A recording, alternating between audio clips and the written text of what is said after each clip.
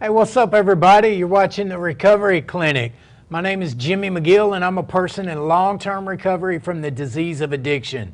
If you have not already hit the like button and followed our page, please do so now. I promise you the information and resources you get here might save the life of someone you know, or maybe even you. The Recovery Clinic is a way to keep people in recovery connected through social media. COVID-19's everywhere. COVID shut down a lot of stuff, but it didn't shut down the dope house. People are still overdosing. Relapse rates are astronomical. Suicide rates are climbing. Mental health stigma, it's out there, it's real. We can help be a solution. And so follow our page. Please share the video. Tag somebody in the comments. Going to be a great show. I am super excited about the show today because we've got Paul Stevens, we've got Casey Copeland, and we're going to dive into who they are. But today we're going to meet these two great guys from the Exodus Project. And if you follow me, if you know anything about my story, you know it all started at the Exodus Project with Paul. Paul was actually the first person to ever give me a job, really, out of incarceration. You know the thing that convinced me? What? You told me, you said, I can't even get a job mowing grass. You're afraid I'll steal the grass. That's a fact. It's true. That's in my book, actually. Well, that really hit me, and so I said, yeah, we got to take a shot on this guy. So yeah, well, I'm glad you did. Glad we did. I'm sure a lot of people are glad you did. You know what I mean? So, hey, listen, Paul is the executive director of Exodus.Life, and Casey is the peer recovery peer supervisor for Exodus.Life. So welcome to the show. Glad to be here. Hey, yeah. So where are we going to dive into? Who wants to talk first? You, Casey. I want to know who you are. Let's dive into the who, what, when, where, why, and how. Go ahead, Paul. Yeah, come on, Paul. Who is Paul Stevens? So we got 2 hours, right? No, we ain't got two. I've been in recovery since the early 70s. Oh. Took me 10 years to really get sober. And I spent, after that, 35 years in Christian ministry working with addicts and broken families. Yeah.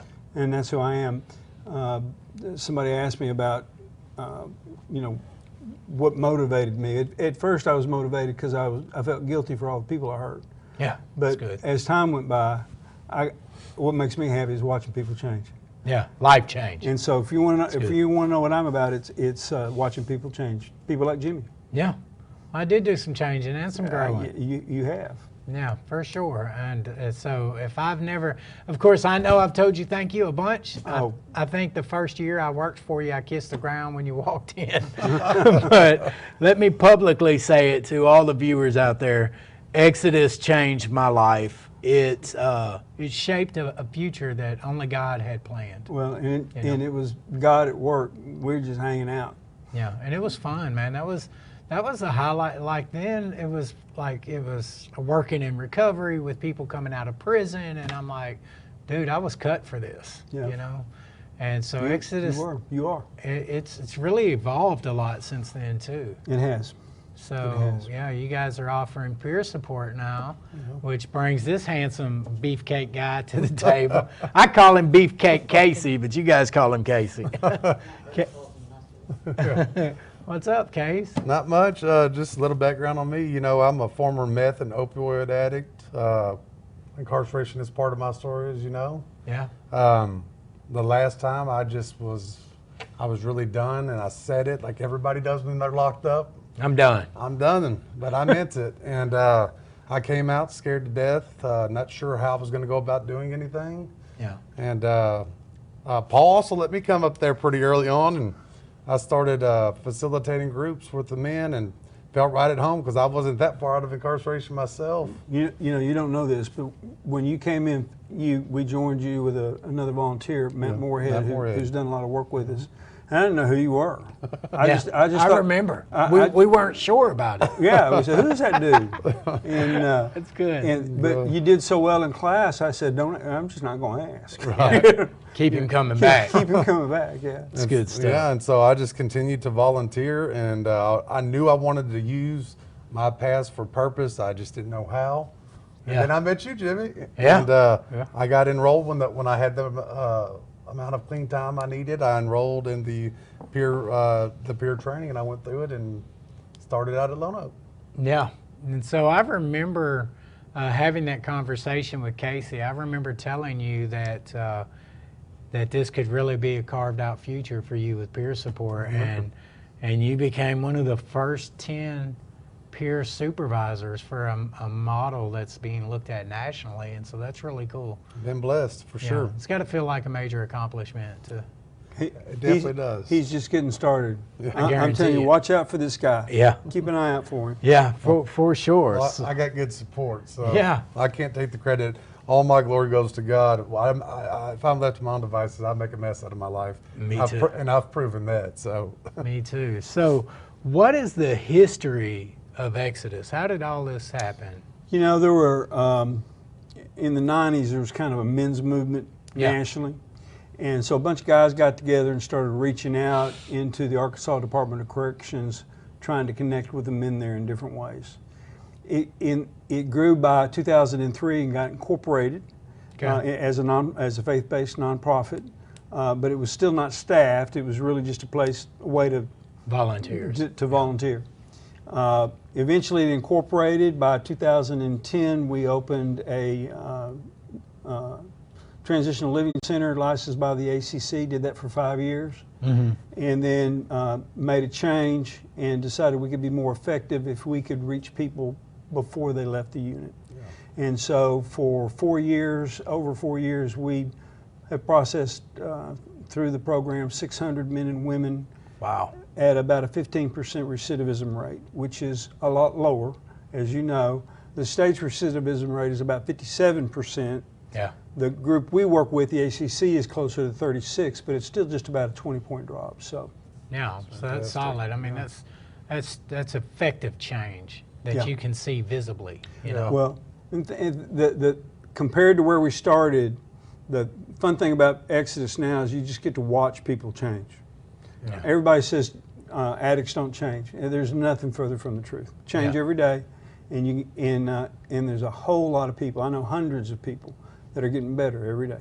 Yeah, me too. I know hundreds of people in long-term recovery, not just in Arkansas, but all across the nation. And they're big shots. You know, they're in their field. They are considered the top of the field for what they do. So that old lie, once a person in addiction, always going to be in addiction, that's dead and gone. You know, because we do recover. Yeah. Change happens, and once we find that hope shot, man, we're dangerous. That's right. Well, addicts in general have experienced life at a deeper level and come back to tell about it, if they will. Yeah, and they tend to appreciate it more, I think. For exactly what you said, that deeper level, also, that means pain too, you know, and we fought for the life that we've got, and so we tend to, at least from what I see, we are on fire to show how grateful for life we are. Let me say it that way. Yeah, for sure. Yeah. Gratitude, you know. Absolutely. So what is your role at Exodus, Casey? So you guys are working still with prisoners and family reunification and a lot of community engagement, right? And so where do you fit in at what you do over there? So, like you mentioned earlier, I'm one of the 10 supervisors for the state of Arkansas, but I've actually been hired on at Exodus from certified peer specialist to a peer supervisor. So solid. There's 5 peers total, including myself there that I supervise, and then I have 11 outside of there that I supervise.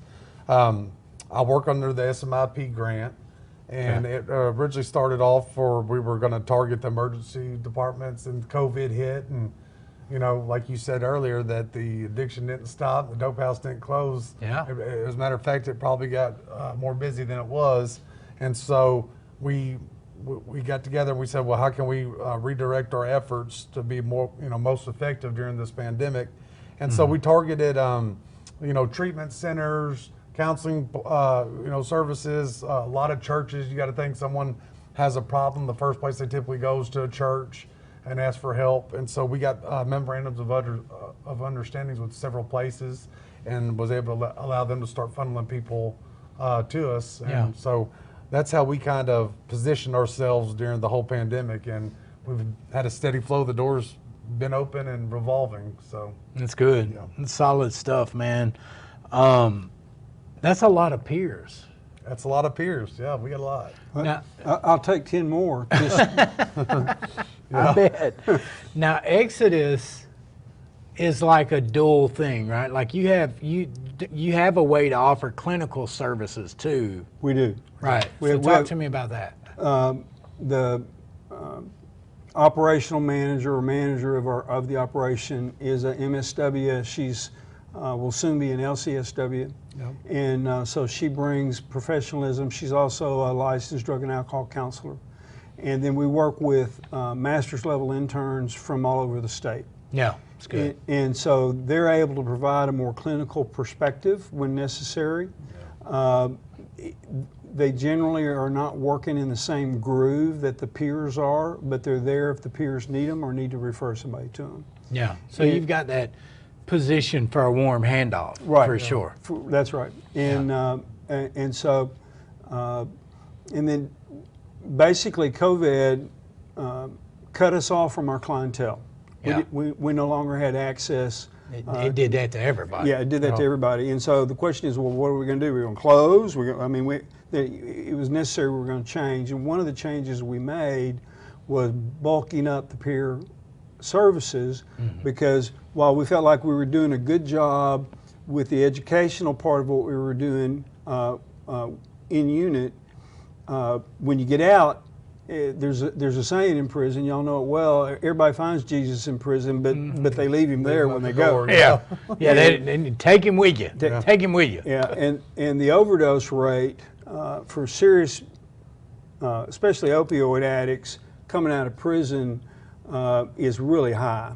Yeah. And so to be able to connect with a peer while you're still in prison, and then connect with that peer when you get out and have them walk with you, all of a sudden we have the ability to provide real wraparound services, just like any other mental health provider would try to do.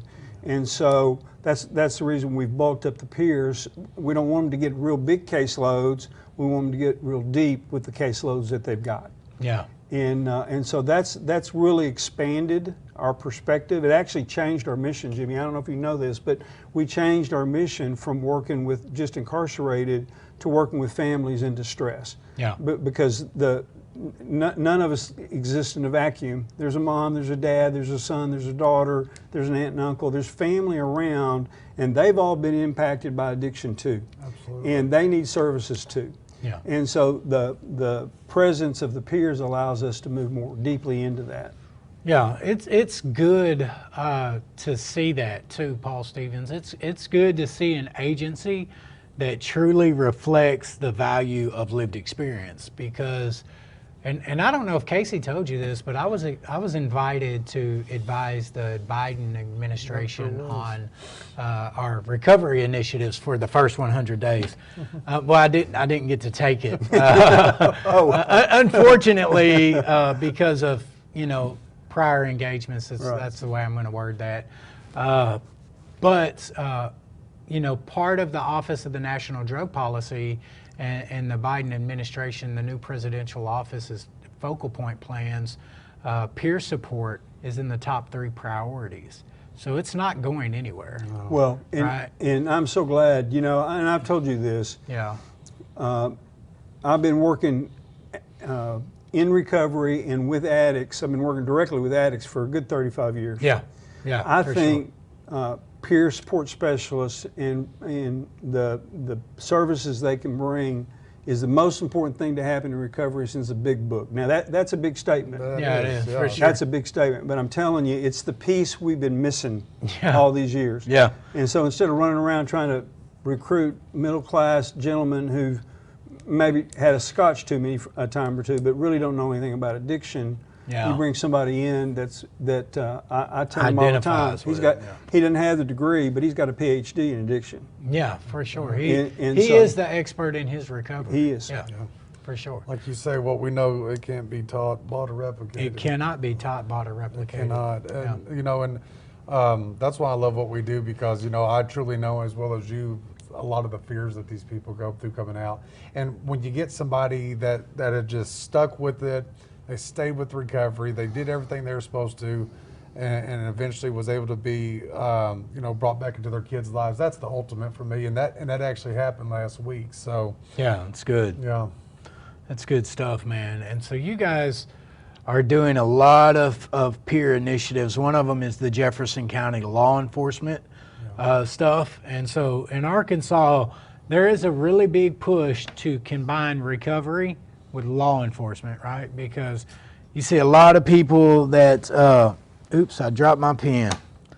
So I got Paul Stevens' pen. That's how you support each other in recovery. You see this really big push to combine it, right? Because like someone like Casey found his recovery through law enforcement plus recovery, criminal justice plus recovery. Me, criminal justice plus recovery. Like when you combine those two, accountability and hope, you get a brand new frontier. And so what do you guys have going in Jefferson County? You know, I was actually in Kurt's office visiting with him when he talked to me just in general conversation about the needs of rural Arkansas, the attitudes toward overdose in some parts of the state, and the need to take the opportunity that overdoses represent to do real investigation. And a homicide investigation a lot of time needs to occur. And combining those with peers. And so that got me thinking, and which is a dangerous thing.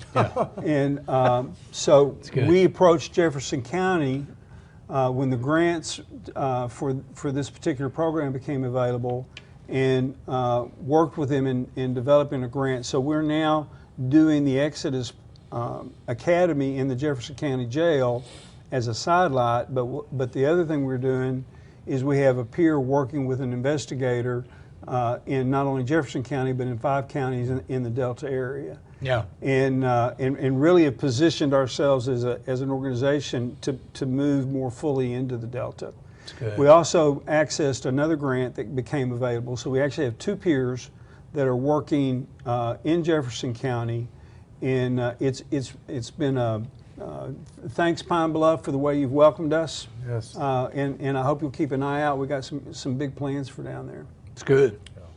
That's good. So we had another law enforcement peer come on the show a couple of weeks ago, Kelly McHughes. And so she... almost hired Kelly. Yeah. Now I wish I had.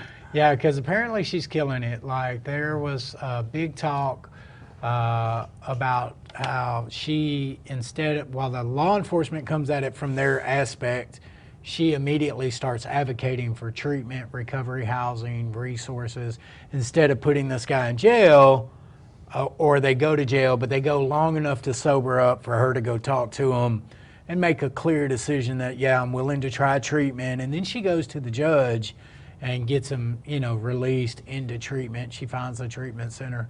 And so, and you guys have that same person, Renard, right? Renard, that's his name. Renard. And the thing that is happening is as we approach the families in our providing services, all of a sudden there are a lot more, it's a lot easier conversation when law enforcement has to have their conversation and do their things. There's a sense of we can soften up and make the landing for law enforcement easier. Obviously, we are governed by confidentiality and can't share anything. But once the families see we're really trying to help, they're a lot more willing to help back. Yeah. And so I hope we see an increase in law enforcement results that will come from this. And I think we've already seen some pretty significant arrests that came, not of the little guys, but of the big guys that are out there trafficking fentanyl and killing our kids. Yeah. And I think that it's monumental, even starting back with the PAC program in Lone Oak, that, I mean, for me to interview with the sheriff and the judge, you normally don't get in front of them unless you're in trouble. Exactly And to right. have them, if you remember when we built that program, to have everybody in that whole county come over, if you were involved in the courts or whether you're a judge, a prosecutor, or public defender, and come over there and take the time to listen to the program and take a shot on these guys, that's monumental. And it's no different than these officers pairing up with us and these judges offering the opportunity to give these guys something different than locking them up. I think Yeah. that's just great. Yeah. You know, I actually got a call from somebody a couple of days ago that was one of your peers in that county jail who graduated the program, works today, he's got a pretty good life, but he just got his children back. Yeah. Sean Winkle. That's the one I was referring to. Yeah, so shout out to Yeah, I'm Sean. proud of you, Sean. Yeah, he's very public with it, and so it's really cool to see him, you know, reach that level of family unification. Well, Yeah. and over the last 5 years, dozens of stories like that, and there's just nothing more beautiful. Yeah. As you know, really, real life just begins at that point when you Yeah. start trying to parent sober. Yeah. Oh yeah, it's the hardest thing I've ever done. We were just talking about it before the Right. show. Like, I would rather climb in a cage butt naked with 10 grizzly bears That's and serious. fight my way out of it with 2 jars of honey than have to parent. I mean, it's got its highlights, and there's nothing more satisfying than the day when I know I've made my kids happy and I've helped them. But it sucks. Isn't that what the fear we have from that, but once scared in the streets ever? Well, the Yeah. thing is, that drives us in our recovery. Yeah. Yeah. Because you know what? You're right back to helplessness. If Yes. God doesn't help you, it's like my mama used to tell me when I got sober. She said, I didn't raise y'all, talking about my brothers and sisters and me. She said God did it. Yeah. None of us are perfect. And when it comes to kids, that feels really, really bad. It's easy Yeah. to say that, oh, nobody's perfect. But Yeah. when you're screwing up and it's your kids involved, that's Yeah. a bigger deal. Yeah. I read Yeah. Baby Jesus to Adeline, and she's 5 months old. I'm not even sure she understands it, but You we're just starting early. keep reading. Yeah. Yeah, Hey, a good wife becomes a serious play when it comes to raising kids. Yeah, keep reading. You know, you mentioned something a while ago though about peer services that I think a lot of people, if you're watching and you don't know this, Paul was talking about how it's confidential, right? Like we're governed Right. by you know CFR 42 Part 2, which is the HIPAA compliancy for a therapist, is actually applicable. Did I nail that? Did I say that right? Close enough. Applicable. I messed it up on the repeat. You can apply that to the peer. Right. So that's important information, right? That Well, people need to understand if you share it with a peer, it stays with a peer. that's Yeah. right. And if it doesn't, then There's a problem. Then there's a problem that could result in loss of his certification or her certification Yeah. and employment. So it's a big deal. It could highly affect your relationship with the peer because they need to feel like they can come there and tell you some deep, dark stuff and not only not be told or repeated, but not be judged either. Right. Now, do you let them know up front, hey, listen, I'm here to support, not report, but at the same time, I'm a mandated reporter if there's self-harm? Right. Or do you have to do that? I definitely cover that in the initial visit or initial session I have with them, Right. definitely. Okay, so the first session. The Okay. first time I sit down with Yeah, them, and Myra and I spend a good deal of our time talking about practicing reading through materials that reinforce those values. Right. yeah. Yeah, that's good And, stuff. and not only do we have as you know, because you developed it, the program, the peer program in Arkansas is second to none, but we also are beefing up our curriculum, adding things like that so people Yeah. are very clear on it. Yeah, so it goes back to what Paul was saying earlier before this stuff is we build the planes while we fly them. Right. You figure out what works, and if it's working, you run with it. That's right. Right? There's not a lot of national data for peer support now. Peer support's been evidence-based since 2007, right? Yeah. But so there's some strong data out there. But let's get real. It wasn't that long ago we were doing lobotomies. We were literally knocking spikes in people's brains. Interestingly, we were doing them in what is now the ACC in Little Rock. Oh, that's Is scary. that what it was? I remember that next time I entered there. That's the history of that building. It was Oh, the wow. insane asylum Oh, kidding. yeah. when I was Yeah. a kid, which was before the beginning of time. And well, let's be grateful that we found some better ways. Right. But it's like when it comes to addiction and recovery processes, for a long time people considered one pathway as being the And abstinence-based is still the gold standard. I you think know? it should be definitely Right, always. like the goal is always to get to be where you don't have to be dependent on something, but it's not the only pathway. At this point, you see hundreds of thousands of people recovering through MAT. You see them recovering through CrossFit and gym. Yeah. I see people just go to church and yoga. Yeah. You know what I mean? And Yeah, you know, for me, when you get down to it, recovery is about growing up. Yeah. That's something you never stop doing. And so different people are in different parts of the process. And that's going to Yeah. look different, but it doesn't make them any less in recovery. yeah, Right, and that's something that we do as peer specialists is we never push our own recovery. Now, if someone is to ask me what pathway did you choose, I will let them know. But there are multiple pathways. Some that most people have never heard of even. Yeah. But if you were a meth addict and you come in and you tell me you're still drinking, I'm supporting you. Yeah. I'm supporting you either way because that's what I'm here that's to do. your role, That's right? my role. Yeah. So, 6.5 years ago when I got clean, if you would have told me that harm reduction was a successful pathway, I would have argued with you till you were blue in the face. But, You'd argued about it 4 years ago, yeah, 3 years ago. Yeah, well, maybe not 3, 4 definitely, four definitely. But the truth is, I'm for whatever keeps you from being your worst self. You know what I mean? Well, Like if and you can't recover when you're dead. you cannot, and so honestly, me and Casey too, we come from a long line of hurting people, beating people up, robbing, stealing, going to any length to get the substance that we needed that we thought was going to change the way we felt. And so that included in that process, Paul, there was no going to work. There was no being a good dad like this guy is at night with his new baby. There was no being an honorable husband. I wasn't a husband. I was a liar that said I do.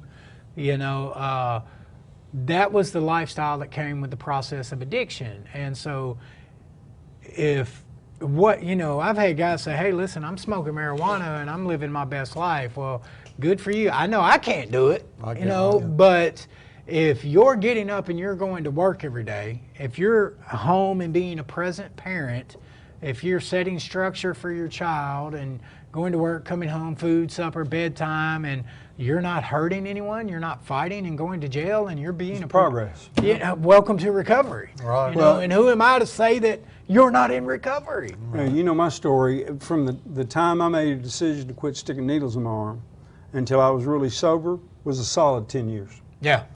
I didn't get to abstinence for 10 years, but Yeah. but I had 10 years of growing up to do. Yeah, for sure.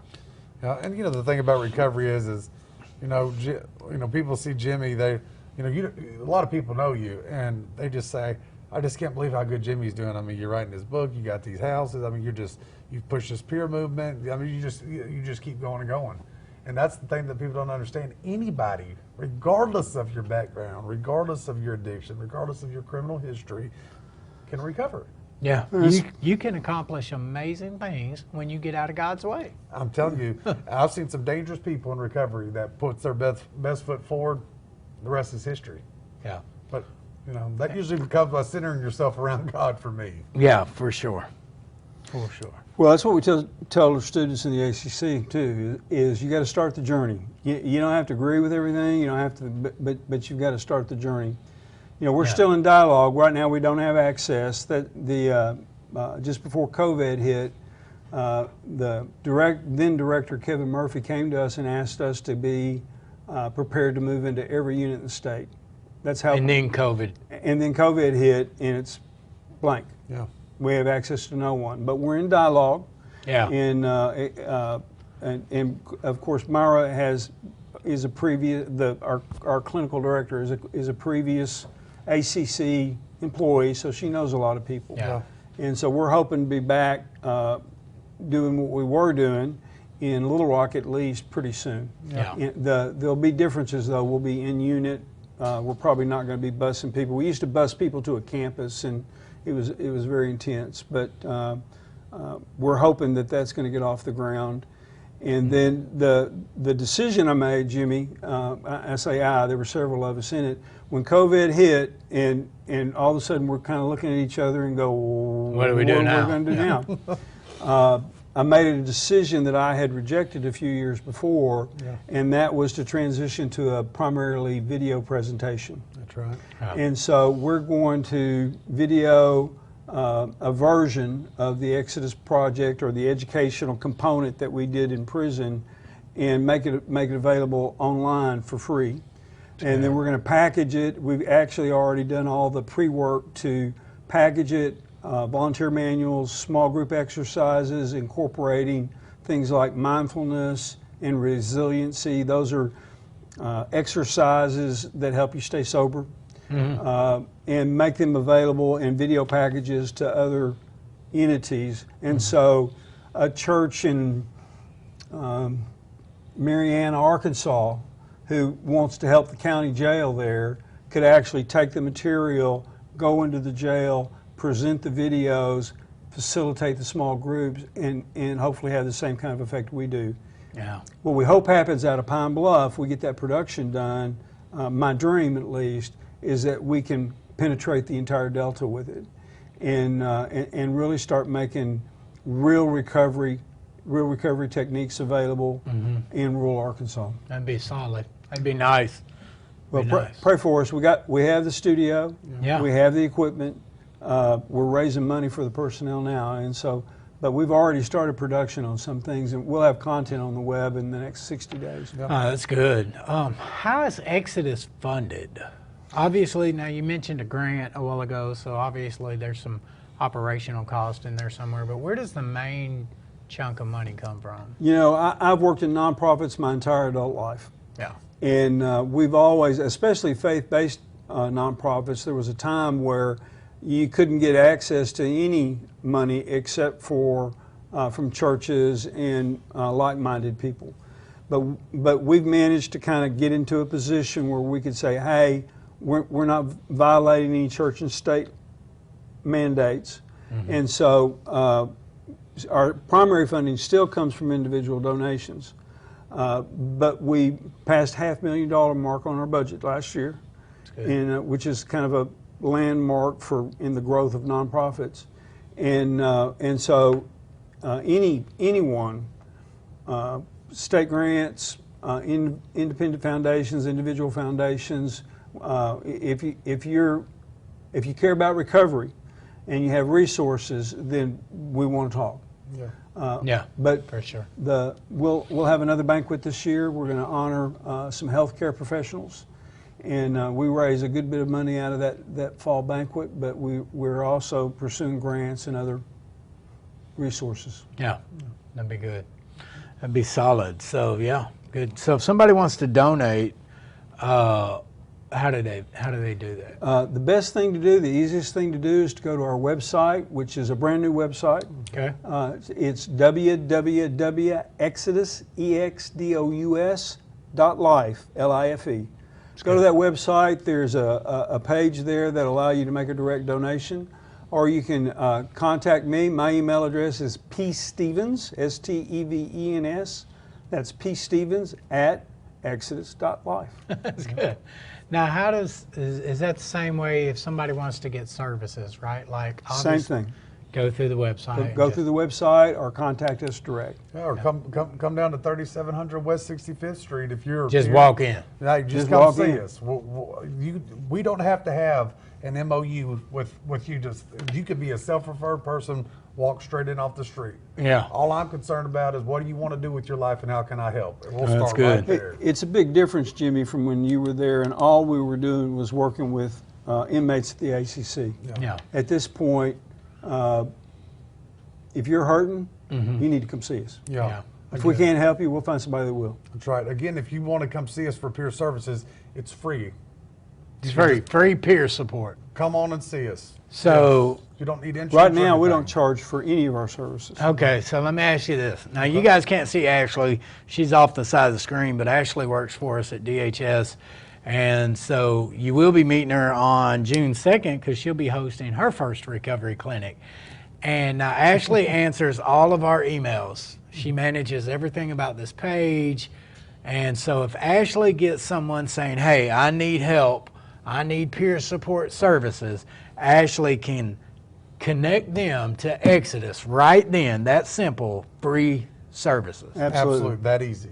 And Ashley, Dang. Ashley, and to those of you out there listening, that includes if you're a pastor of a church and you don't have a clue about addiction and you got an addict. Yeah. Right. And having been a pastor at a church, I know that pastors get real scarce when heroin problems walk in the door.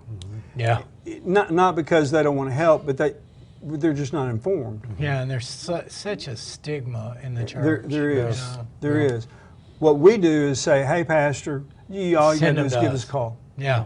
Yeah. Now, you don't have to give us a dime of support. You just give us a call. Yeah. It's good. Yeah, and again, and that service would be free to the church or whatever agency it is. It's just a way to strengthen your toolbox. We'd that's love to good, come man. talk to you, whatever. Man, that's good stuff. During COVID, while we were trying to figure out what to do, one of the things we did was call around to some of our brother providers who were frozen. And we said, hey, we can do a group. And so for a long time, we continued to do them in person. And then when that became uncomfortable, we started doing groups at Zoom. So we still, right now, we've got a group Friday at Goodwill. Yeah. And there are no charges for these services. We want to help. Yeah, we're not opposed to running groups weekly straight out of Exodus either. We get people that want to participate in groups, we'll have them. We've got the staff to do it. We've got the material to do it. Another thing is, I want to say this, even though we're faith-based, that doesn't mean if you come in there, you got to be a believer of Jesus Christ to receive services from us. Yeah. You know, we'll take, it doesn't matter what your belief system is. We're not going to just push something down your throat. You know, when you come see me, it's about you. It's not about me. Okay. It's good. So I want to be clear on that. The way I put that is we're not evangelistic. Yeah. Although a lot of people meet God at Exodus, our objective is recovery. Yeah. And so and that's as you know is a personal decision. And so for me to impose on you the path that I followed, it's Same thing. It doesn't work. Yep. What has to happen is you've got to make choices. We just try to help you make. Yeah, that self-determination is such a key component to recovery. Yeah. And God. Yeah. You know, it's the very reason He gave us choice. You know what I mean? Like Yeah. when we choose it of our own free will, then we're more likely to buy into it. Right. And, you know, and I don't want to contradict myself because that is definitely my pathway is, you know, I'm a ministry leader for Celebrate Recovery with my wife, Megan, and also attend church regularly. Yeah. But I've learned from my experience, if I lead out a lot like that, it pushes people back because some They'll people have run. not experienced that. But, you know, ultimately, you're going to find a loving power or a higher power of some sort. Yeah. And that's what's going to get you through recovery. And hopefully it's a loving and caring higher power. Yeah, for sure. I know we're getting down time. Let me share a quick story. Okay, come on. So I worked for Union Rescue Mission for about 10 years. And I was in my late 20s, a young guy. And we had a philosophy of 3 hots and a cot. And so you can have a place to stay and something to eat, but you got to catch the sermon. And so I'm preaching these sermons every week to all these guys, and pretty quickly I realized that they knew more about it than I did. Some of those guys could preach better than I could ever think about preaching, and knew the Bible better than I did. And so finally I came to the conclusion. I said, guys, we're not preaching anymore. We're not doing chapel. If you pursue God, you'll find Him, and you don't need me to tell you about Him. Yeah. And that's the attitude we have at Exodus, is if you'll pursue God, you'll find Him. And He doesn't need me to fill in the details. In fact, I'm probably the last one that needs to. Right. But I can That's point good. you that way. Well, you know, if you've done any amount of time, you probably ran across the Bible in there because sometimes that's about the only thing you'll find in there to read. That's in the sermon that I'm getting ready to preach Is it? about how God doesn't waste any pain or hurt, and Sure doesn't.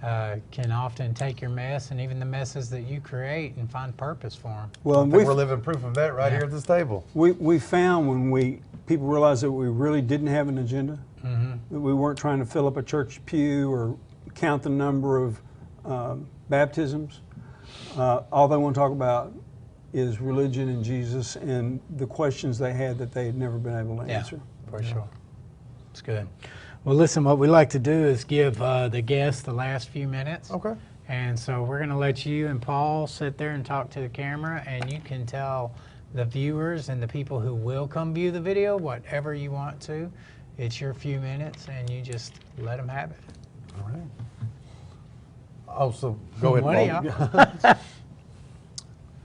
20,000 men and women in prison. Actually, incarcerated in federal and other facilities, it's closer to 28,000. If you multiply that by the census numbers of the size of a family, every one of them have 2.5 members in their family. What you're really saying is there are over 500,000 people in Arkansas that are impacted directly or indirectly by addiction. That's a lot of people. And that doesn't include the 10,000 that were released last year. Oh, and the 10,000 that were released 2 years ago before that. In the 60,000 that are under state supervision right now. It's about families and stability. And I think the key to advance our state economically and socially is through recovery.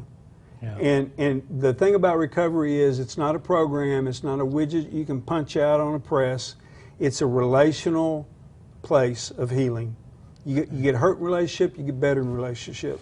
And so that means we've got to be involved as a community. And so I just want to encourage you, whether you're a businessman, church leader, housewife, or whoever, pay attention to the people around you, because just about everybody you know has got somebody in their family that is either incarcerated or addicted or both. Mm-hmm. They have mental health issues or otherwise. And what they need more than anything else is they need you. That's good. Casey, you got anything? Yeah, I just want to talk on peer support for a second. I just want to say that if you're out there and you're struggling and you want to try and figure out a different way to live, I hope you would be willing to take that step and come see us and let us offer the help and the resources that we have. I'm not special. I wasn't born into the right family, and I'm not more educated than the next person. I'm not living the best life that I can because of any of those reasons, other than I just put my best foot forward. So if you are struggling, I believe that you can get better. I know you can. And I hope that you'll come see us. Let us plug you into the recovery community. Be your friend, walk beside you, and help get you on the right path, because no matter who you are, if you got air in your lungs, you can recover. And I believe that, and I would love to help you get there. It's good. Yeah. Well, I hope you guys enjoyed the show. Casey, Paul, thanks so much for Hey, joining we're so us. proud of Thanks, you, Jimmy. Yeah, it's good stuff. You feel Thanks that for having me. muscle? I feel it. Yeah, I felt that old Yeah, beefcake right there, huh? And thanks to all of you for tuning in. Yeah, Absolutely. and putting up with me every week. It's been a great show. We love you guys, and we'll see you next week. Or actually, I won't, but Ashley will, and Stacy. And Stacy has got an amazing recovery story. So tune in and see what the ladies are talking about next Wednesday at 11. Thanks, guys.